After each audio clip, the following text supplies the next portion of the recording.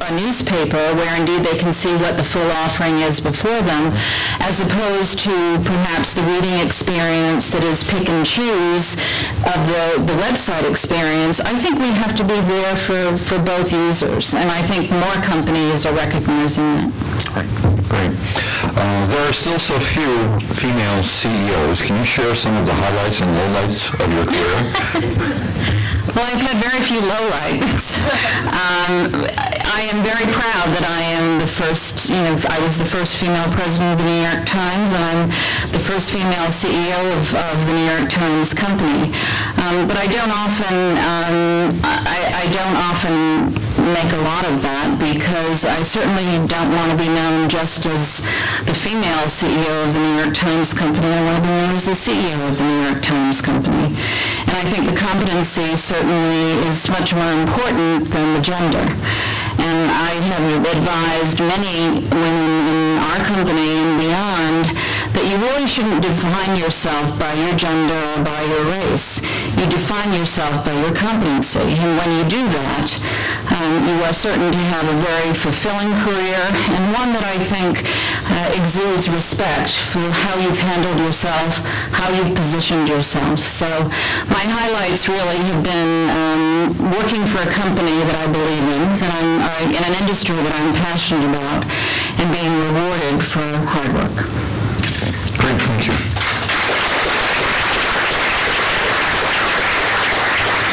This is a question from a student. What is your advice to recent graduates of journalism who are looking for their first job, other than give you resumes? I'll take them. In the session that we had with the students earlier, I said to make sure that they kept a book of their clippings, all of them, so anyone can see anyone on the other side of the desk can see how their skills have evolved as a journalist and how committed they are to the quality of their reporting. I think that's an extremely important thing to do.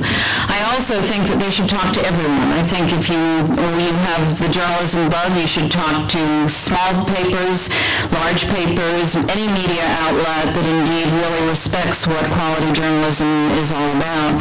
And don't be afraid to take a job that you think may be below what your grade level may be. I think that all of us started out, in entry-level positions and in positions that indeed we wanted to advance out of very quickly. But you learn a great deal about yourself. You develop your skill set during that period of time. And I think you really become extremely valuable to that next employer. So don't be terribly picky, and make sure that indeed you speak to absolutely everyone. It was wonderful during the session with the students, because 4 of them came up to me to shake my hand and told me that they'll be working for my newspaper someday. That's pretty great as far as I'm concerned. Janet, can you please comment on the highly successful program you've had with university and colleges and getting them up in terms of leadership? We are the most popular newspaper on college campuses, and we are the most popular website on college campuses. We have very strong college readership programs where copies of the newspapers are on campus, and we've done a very good job, I think, of incorporating our curriculum and our content into high school and college curriculum. We have something on our website, in fact, if you'd like to see it please go there, called the Learning Network, that provides daily lesson plans on the content that appears in the paper that day. It's very easily accessed and really provides a wonderful teaching tool to much of the academic world, both at the preparatory level and at the higher education level. Education is one of our core purposes, and we will always be there to provide for schools and colleges. Okay, great, thank you. What has Carlos Slim's role been since he became an investor in the New York Times? Carlos is wonderful. Carlos is a very supportive shareholder. He bought into the company several years ago. In fact, we have a loan from Carlos that we are paying back, eager to pay back in January of 2012. And he is a great supporter of quality journalism. He's a student of quality journalism, and we have a very wonderful relationship with him. Okay, great. Beth is signaling me that I'm out of time, and I shouldn't ask any more questions, but I'm going to ask one more because it's pretty important. Who's the why? Why is the Friday crossword puzzle tougher than the sentence Sunday one? You don't have to answer it. We want to build your skill sets all during the week. Yeah, nice to be with you all.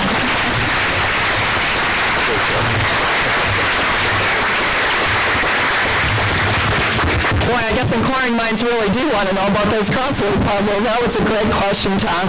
Hey, thank you so much for being a great presiding officer as always. Janet, what a pleasure.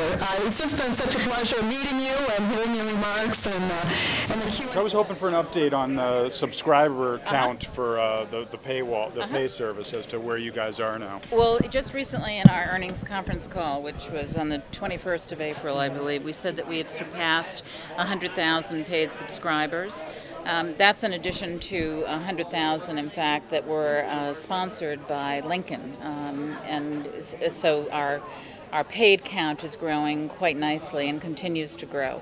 It is well beyond our expectations in regard to our initial modeling. And what we've seen is an increase in home delivery orders as well as digital subscriptions. And we're seeing very strong linking in regard to their home delivery account to free digital access, which is if it's your home delivery, of course, you get it free of the digital access free of charge.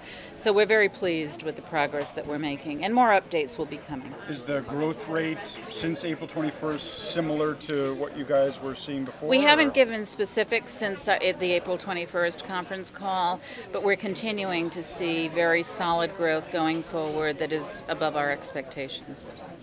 You said people are more and more willing to pay for content, newspaper content online. Do you think the same is true for smaller papers like Detroit's, or do they need to wait or do something different for that model to work for them? I think everyone should look at their model in their own way. We felt that the metered model was the best for us, which gave the people access to 20 articles and then they would start charging, because it gave some flexibility. And we also thought it was important to package it with home delivery. And I think many newspapers now are looking at the experience that we've had and really evaluating what they could be doing. Is it a premium tier model? Is it a promotional model that gives them access during a set period of time and then begins to charge? Is it a metered model? I think that newspapers of all sizes really have the opportunity to have some kind of paid model. And the earlier they start to explore and test and experiment with what those may be, I think they will be pleasantly surprised in regard to what the results may be. I know that we are very encouraged by the early trending that we're seeing. Have other newspapers contacted you about We've had a lot of newspapers and media outlets come to visit us to find out how we have prepared, which we took a fair amount of time preparing, not only in regard to the technology, linking our registration online with our home delivery accounts, but also preparing the user interface and all of the work in regard to pricing and bundling. We took a great deal of time and did a great deal of analysis on that. And other newspapers and media outlets, as I noted, are coming to us and asking us how we did prepare, and we're more than happy to talk to them and outline how we did prepare during that period of time. Do you think a lot more of the smaller papers are going to be shutting down? I think newspapers are going to be alive and well for many years to come, because there is a very loyal audience to a print experience.